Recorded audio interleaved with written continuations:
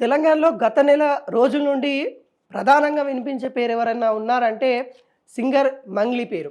మంగ్లీ చాలామంది గిరిజన ప్రజల దగ్గర తాను ఒక గిరిజన మహిళ అని చెప్పుకుంటా గిరిజన చిన్న స్థాయి నుండి వచ్చినాను కూడా అనేక సార్లు ఎమోషనల్ అవుతూ ప్రెస్ మీట్ మీడియా ముందు కూడా ఎమోషనల్ అయిన నేపథ్యం మనం చూసాం. అయితే తాను మైక్రో ఫైనాన్స్ సంబంధించిన ఒక వివాదంలో చిక్కుకుంది. అయితే తన యొక్క ఇన్వాల్వ్మెంట్ అసలు ఏం లేదని కూడా ముందు నుండి చెప్పుకుంటూ వస్తూ ఉన్న పరిస్థితులలో ఇప్పుడు మంగ్లీ యొక్క హస్తమే ప్రధానంగా ఉంది. మంగ్లీ యొక్క సోదరి యొక్క హస్తము ప్రధానంగా ఉంది.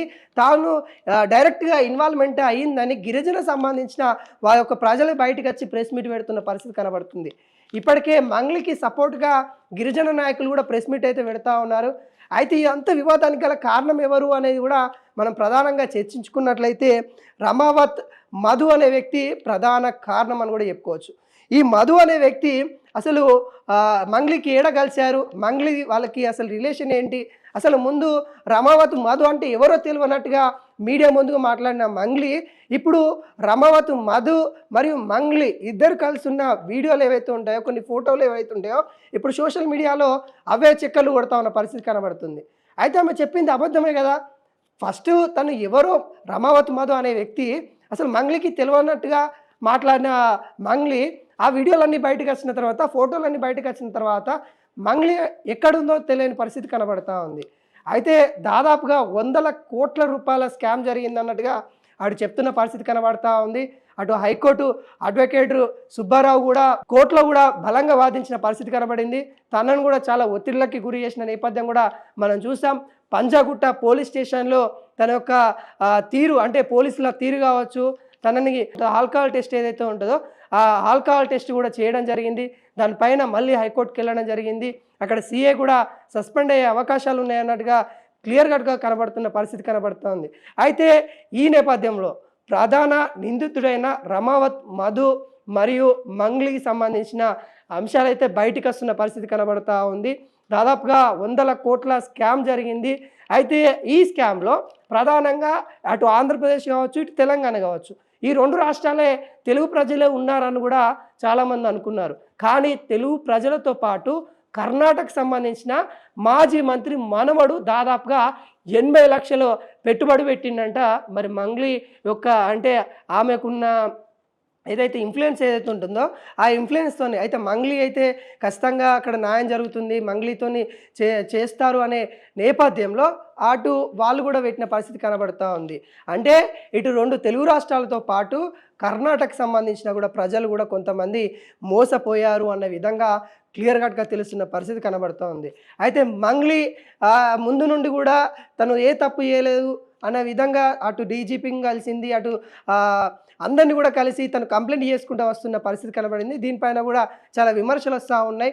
గుమ్మడికాయల దొంగలు ఎవరంటే భుజాలు జరుపుకునే విధంగా మంగ్లీ తీరైతే ఉన్న పరిస్థితి కనబడుతుంది. అయితే మనం ముందు నుండి కూడా ఎప్పుడు కూడా మంగ్లీ టాపిక్ చేయలేదు. ఎందుకు చేయలేదంటే ఒక గిరిజన బిడ్డ, ఆ గిరిజన బిడ్డకి నిజంగానే తప్పు చేయకపోవచ్చు, తన పేరు వాడుకొని ఎవరైనా చేసి ఉంటే ఉండకపోవచ్చు, ఎవరైనా చేస్తే తనని ఎందుకు ఇన్వాల్వ్ చేయాలి అని కూడా మనం అనుకున్నాం ప్రధానంగా.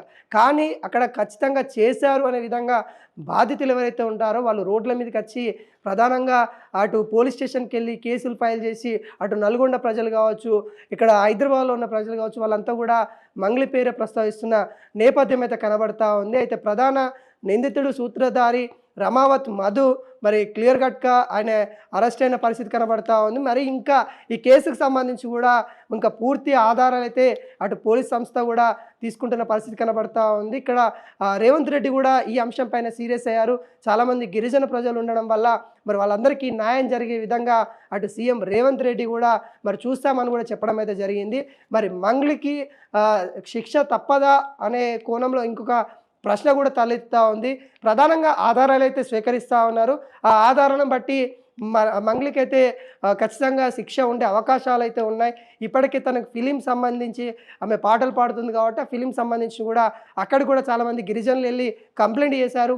సింగర్ మంగ్లీకి ఎటువంటి అవకాశాలు ఇవ్వకూడదు, తాను కూడా ఒక గిరిజన మహిళ అన్నప్పుడు కూడా చాలామంది గిరిజనుల యొక్క వాళ్ళ డబ్బులు కాజేసే విధంగా ఆ మైక్రో ఫైనాన్స్ సంబంధించిన దాంట్లో పెట్టుబడులు పెట్టే విధంగా ప్రోత్సహించింది అనే విధంగా అటు చెప్పడం అయితే జరిగింది. వాటిపైన కూడా ఇంకా ఫిలిం ఛాంబర్ ఎటువంటి నిర్ణయం తీసుకొని పరిస్థితి కనబడతా ఉంది. ఒకవేళ అక్కడి నుండి కూడా ఒక నిర్ణయం వెల్లడిస్తే మంగ్లీకైతే భారీ ఎదురుగాలి అని కూడా చెప్పుకోవచ్చు.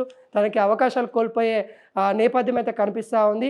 ఏది ఏమైనా కానీ ఇలాంటి తప్పిదాలు ఇంకెవరు కూడా చేయకూడదు.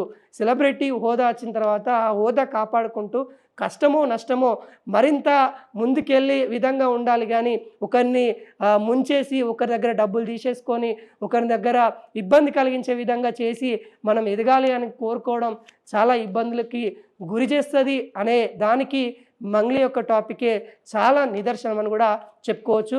ఎవరు కూడా అలాంటి తప్పు చేయకండి అన్నట్టుగా చాలామంది సోషల్ మీడియా వేదికగా చెప్తున్న పరిస్థితి నెలకొంది.